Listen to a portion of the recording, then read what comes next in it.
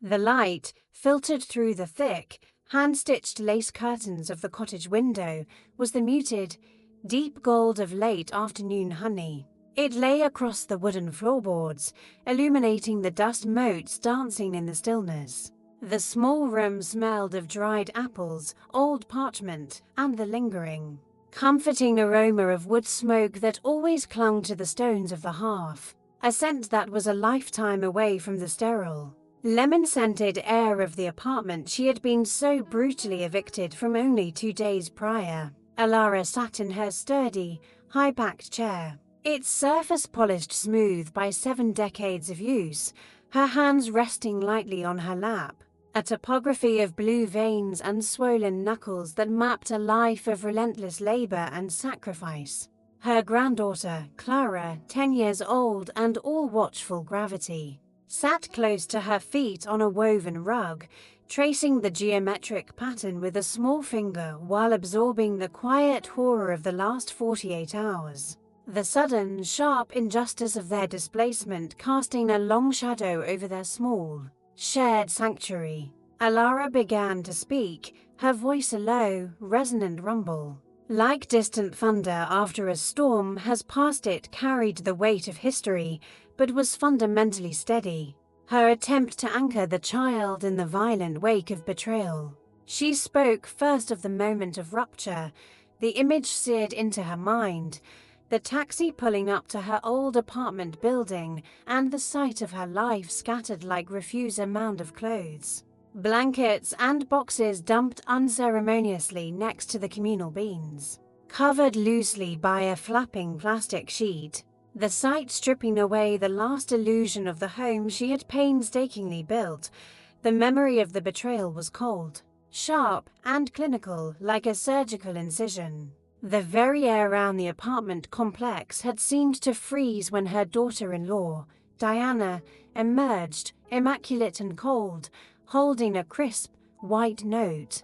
Diana hadn't flinched at the sight of Alara standing beside her battered suitcase.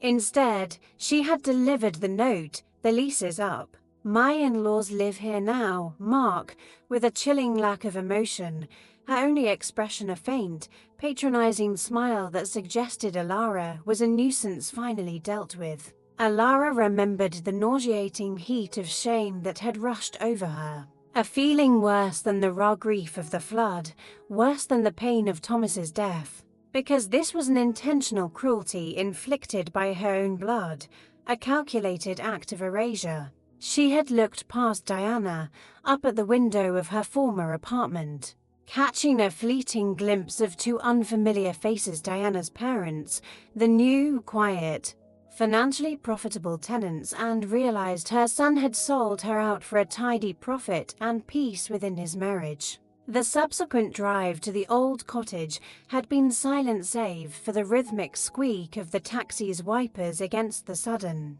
cold rain, Alara clutching the crumpled note in one hand and Clara's smaller, trembling hand in the other. There had been no tears. Tears would have acknowledged the pain, and Alara knew that right now she needed cold, hard strategy, not comfort.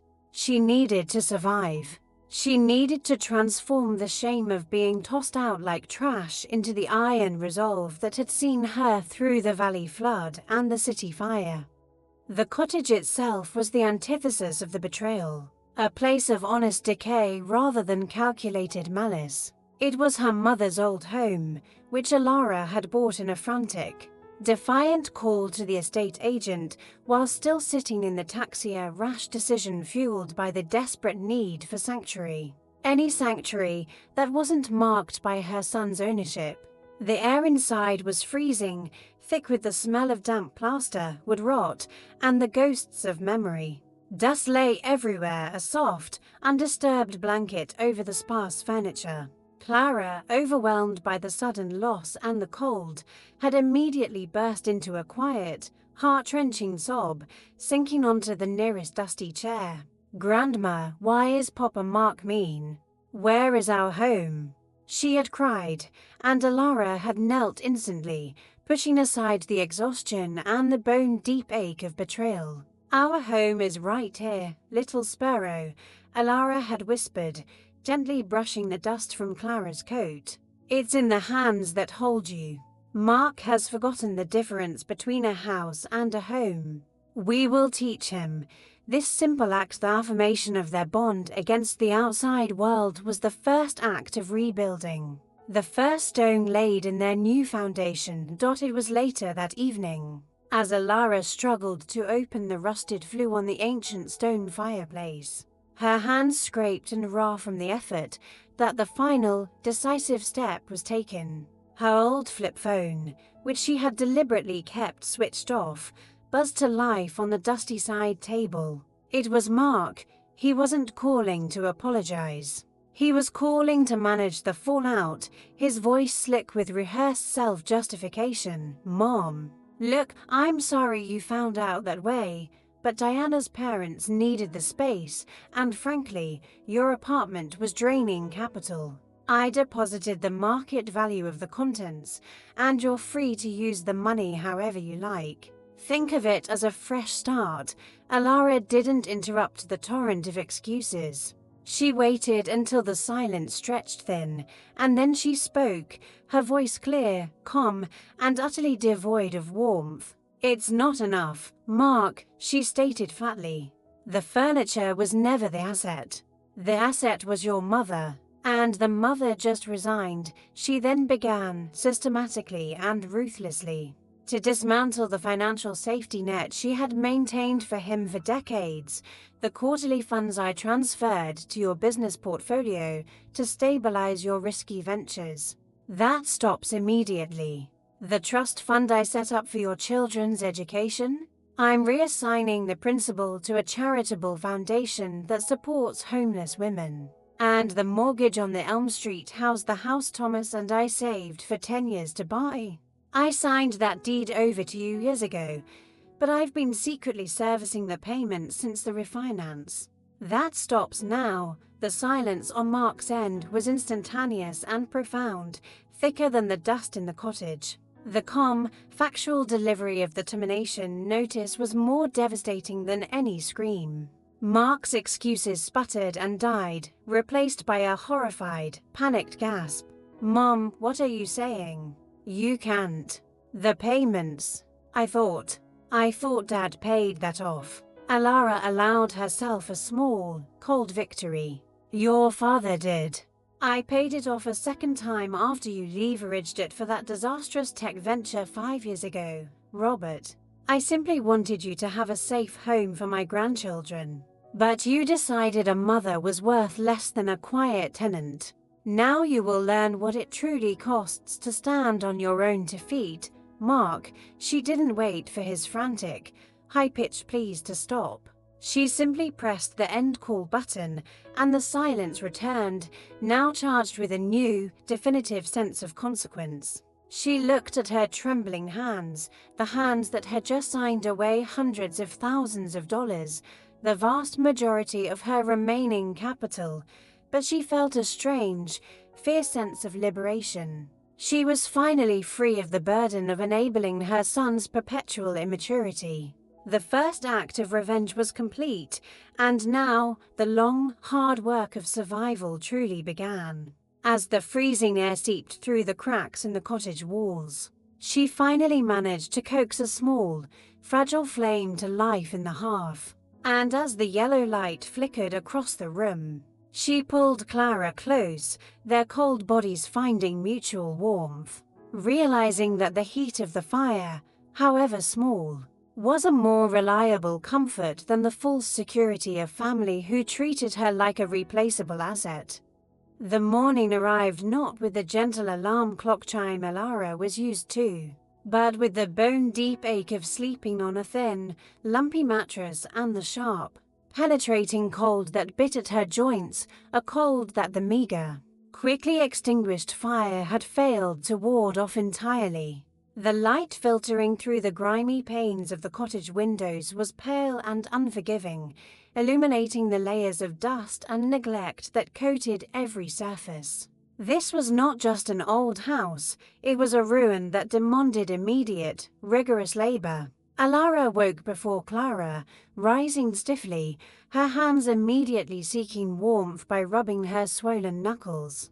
She moved with the slow, deliberate efficiency born of poverty past, her mind already calculating resources, the few tins of soup she'd managed to salvage, the single blanket they possessed, and the immediate need to find a sustainable source of potable water, as the taps, when she gingerly tried them, merely sputtered and wept rusty air. The contrast with the effortless warmth and modern amenities of the life she'd left, the life she had financially underwritten, was stark and brutal. She found a rusted shovel in the small shed and began the exhausting task of clearing the thick, brittle undergrowth from the tiny yard, the physical strain on her 68-year-old body immense. But the rhythmic digging offered a strange, grim comfort. It was honest labor, a payment for survival, unlike the abstract, leveraged wealth her son chased. She was reclaiming ground, physically and spiritually, one spadeful of frozen earth at a time, determined that this time she would build something no one could ever sell out from under her. Meanwhile, in the vast, climate-controlled silence of the suburban mansion, Mark woke to a different kind of cold, the immediate, paralyzing dread that had replaced the false euphoria of his leveraged lifestyle. He reached for his phone, expecting a panicked plea from his mother, a negotiation to reinstate the money, but instead found a barrage of terse, professional emails from his bank manager, his investment partners, and the mortgage company. The cancellation of the quarterly funds had triggered an immediate margin call on his riskiest portfolio, and the abrupt halt of the large, monthly mortgage payment that Alara had secretly been covering had flagged the Elm Street house for immediate review. The silence that had initially greeted his mother's decree had given way to a cacophony of financial ruin. He stumbled out of bed, the silk pajamas feeling suddenly coarse and suffocating, and found Diana downstairs, sipping coffee with an unnervingly calm expression, her eyes fixed on her tablet. The moment she heard the news that the stable, reliable flow of Alara's funds, which Diana had long considered a permanent feature of their landscape, had vanished, her composure shattered. "You fool," she hissed, slamming the tablet onto the marble countertop. "You got rid of the asset that was actually paying for this lifestyle. The in-laws were worth $800 a month in rent, Mark, but your mother was underwriting $10,000 in risk. Go back there and fix it. Tell her you were drunk. Tell her it was my idea." The tension in the house was now palpable, the walls themselves seeming to absorb the toxic fear, transforming the mansion into a gilded cage where every expensive object, the Italian leather sofa, the commissioned artwork, the gleaming professional kitchen, now felt like a stone weighing them down toward bankruptcy.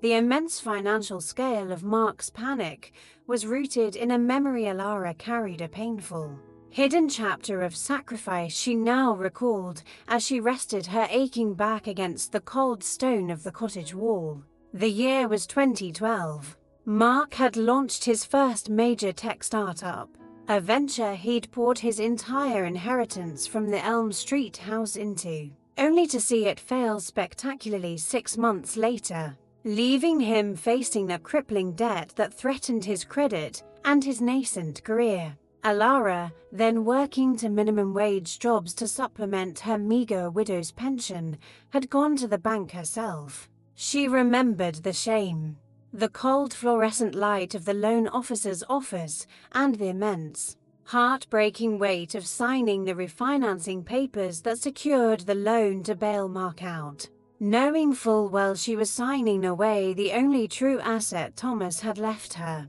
She hadn't used cash. She had used collateral. The only collateral she possessed was a small, ornate silver locket, a family heirloom from her grandmother that Thomas had insisted she keep after the flood. She remembered sitting in her tiny apartment later that day, holding the empty locket, the polished metal cold against her thumb, Realizing that she had traded her last tangible link to her past for her son's future, he had promptly leveraged and nearly lost again. That was the hidden cost, the invisible interest rate that Mark had never seen, the debt that transcended dollars and cents, and it was that very debt that made her current. Harsh self-reliance necessary. She was finally refusing to pay Mark's bills with pieces of her soul. Later that afternoon, a tiny victory salvaged a sense of hope from the pervasive cold. After hours of struggle, Alara, guided by a faint memory of Thomas fixing things, managed to dismantle and clean the ancient, clogged filter on the cottage's defunct well pump. Her hands were black with silt and oil, but when she reassembled the mechanism and pulled the handle, the rusted pipe coughed, sputtered, and then, with a glorious, unexpected gush, delivered a torrent of clear, freezing water. Clara, who had been huddled on the porch observing the effort, cheered, a sound of genuine joy that had been absent since the day of the eviction. Alara laughed, a rough, joyful sound, splashing the cold, clean water onto her face. It was the best tasting water she had ever had, a flavor of independence. This small success, born of grit and manual labor, felt more earned, more satisfying than the combined value of Mark's entire failed portfolio. It was a tangible proof that they could, in fact, survive this. "See, Clara," Alara said, wiping the water from her eyes. "We don't need their shiny taps. We just need persistence. We can fix anything that is honestly broken," just as the sun began to sink below the horizon, painting the dreary cottage in shades of orange and bruised purple. A sleek, black car Mark's new, expensive sedan pulled up the gravel drive, scattering dust and stones. Mark emerged, looking visibly disheveled, his suit rumpled, his hair unkempt, the thin veneer of his success cracking under the pressure of his collapsing financial reality. He didn't look remorseful. He looked desperate. He walked quickly toward Alara, who was standing by the well, clutching the iron pump handle like a weapon. "Mom, you have to talk to me. The bank is freezing the accounts. The payments, you have to reinstate them, just for a month. I'll pay you back, I swear. I'll sell the Elm Street house. I'll pay you full market value for the furniture, whatever you want, but you can't do this to me." He was pleading, but it was a plea rooted in self-preservation, not repentance. Alara looked at his manicured, soft hands that had never felt the cold of raw iron or the grime of honest work, and then looked at her own hands, black with grease and scraped from the shovel. "You already sold my home, Mark," she said, her voice steady and quiet. "You already chose money over family. You are asking me to choose money over my dignity, and I won't do it." He tried to reach for her, to physically manipulate her, but Alara stepped back, holding the pump handle firmly. "This is not about money, Mark. This is about trust. And you spent that long ago, when you thought I was merely draining capital. You must now face the cost of your decisions alone. When you are ready to apologize for what you did to your daughter and your mother, you can call. But don't you dare come here asking for a loan." The silence that followed was absolute, punctuated only by the drip of clean water from the pump spout. Mark stood there, his face a mask of furious, impotent frustration, completely stripped of his usual power. He finally turned, defeated, got back into his black sedan, and drove away, leaving nothing behind but a cloud of dust and the certainty that Alara and Clara were finally, truly, safe from him. The weeks that followed Mark's desperate, failed visit settled into a rhythm defined by labor, cold and quiet, stubborn progress at the cottage. The frantic chaos of the outside world, dominated by Mark's spiraling financial collapse, was blocked out by the thick stone walls and Alara's deliberate focus on the tangible. Her days were now ruled by the need for immediate, physical repairs. She and Clara, working side by side, became a small, formidable team of homesteaders. They tackled the worst of the decay first, sealing the major drafts that wept frigid air through the window frames. Cleaning and polishing the neglected woodwork with beeswax she bartered for at a local farm stand, and most crucially, addressing the sagging section of the roof over the kitchen that threatened to give way with the next heavy rain. Alara learned to trust her hands again, guided by the forgotten knowledge from her youth and the few rusted, functional tools she had found in the shed: a hammer with a loose head, a serviceable saw, and a spool of strong twine. Clara became her invaluable apprentice, nimble and quick, holding the ladder steady, retrieving nails, and learning the honest truth that effort always yields results. A lesson far more valuable than any private school education. The cottage slowly began to surrender to their efforts. The smell of damp earth gave way to the sharp, clean scent of pine tar and fresh wood shavings, and the flicker of the hearth fire was now reflected in polished window glass. They had no money for electricity repairs yet, so their evenings were spent by the hearth. Alara mending clothes by lamplight and telling Clara detailed, loving stories of Thomas, intentionally filling the silence with the warmth of the man Mark had tragically forgotten. This constructive quiet stood in stark, moral opposition to the destructive noise emanating from the world they had abandoned. The cacophony of that outside world reached a climax 3 weeks after Alara cut off the payments. At the suburban mansion, the atmosphere was one of total war. Diana, realizing the full, catastrophic extent of Mark's hidden debt and his mother's iron will, was no longer a mocking accomplice, but a furious adversary. The foreclosure notice, starkly white and formal, had been taped aggressively to the large, ornamental front door, visible to all the neighbors who had once envied their seemingly effortless success. The sound of their shouting was now a regular feature in the neighborhood, often spilling out onto the pristine lawn. Their final, explosive confrontation took place when Mark came home to find a locksmith changing the locks on the master bedroom. Diana, having secured an emergency separation order and clearing out the joint savings accounts, the last remnants of their combined liquid assets. "You ruined us," Diana had shrieked, her expensive face contorted with pure, materialistic rage. "You swore she would never cut us off. You got rid of the only stable money we had for a handful of trash tenants. You are a fraud, Mark, a failure." Mark, stripped of his business portfolio, his investment house, and now his marriage, stood in the center of his opulent foyer, physically shaking. The mask of the successful businessman had dissolved completely, revealing the frightened, entitled boy beneath, utterly incapable of surviving without the hidden safety net his mother had provided.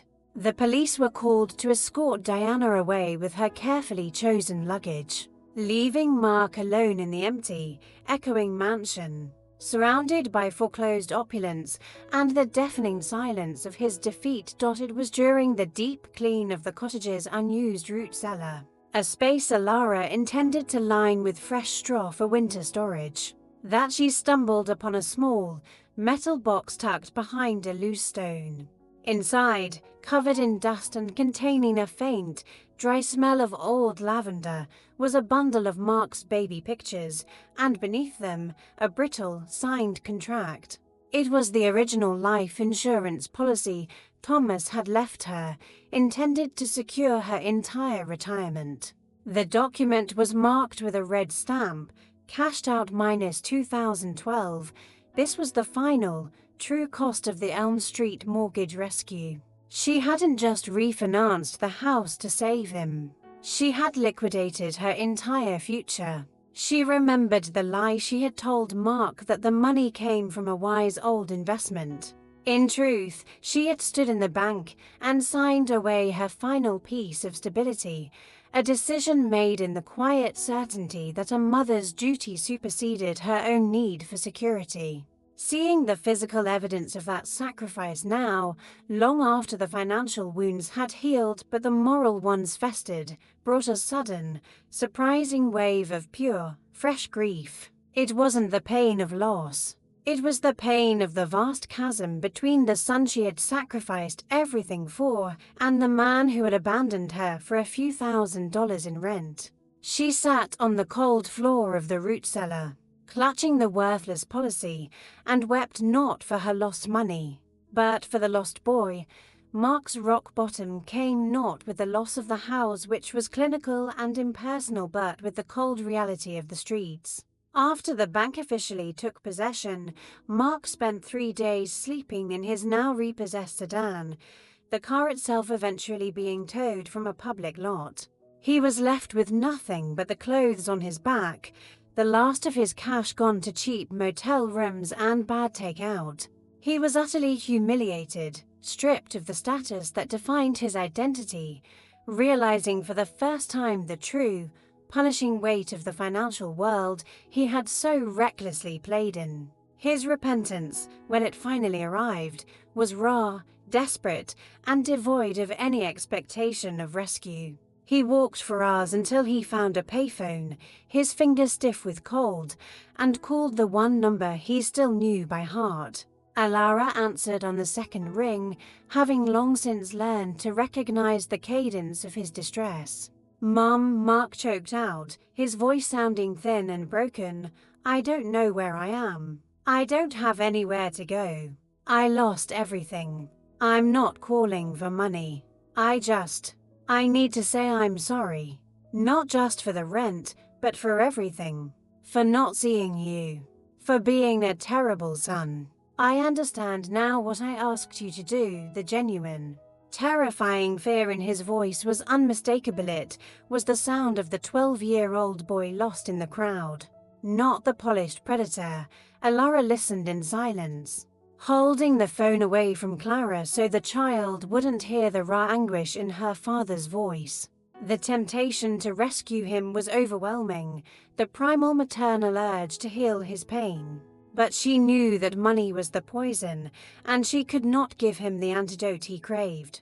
"Where are you, Mark?" she finally asked, her voice soft but firm. He gave her the address of a desolate industrial park. "I can't send you money, Mark," she said, cutting off his nascent hope before it could bloom.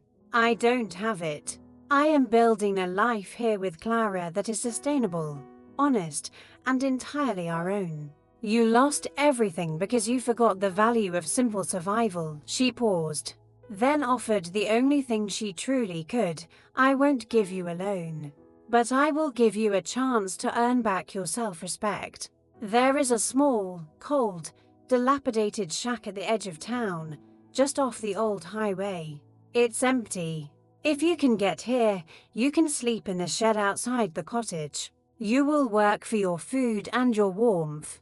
You will start from zero, Mark. You will earn your keep. If you accept these terms, and only then, I will tell you where we are." The final test had been set, not a financial one, but a moral one. The redemption of the son would be built on the same foundations of hard labor and earned dignity that had defined the mother's entire life.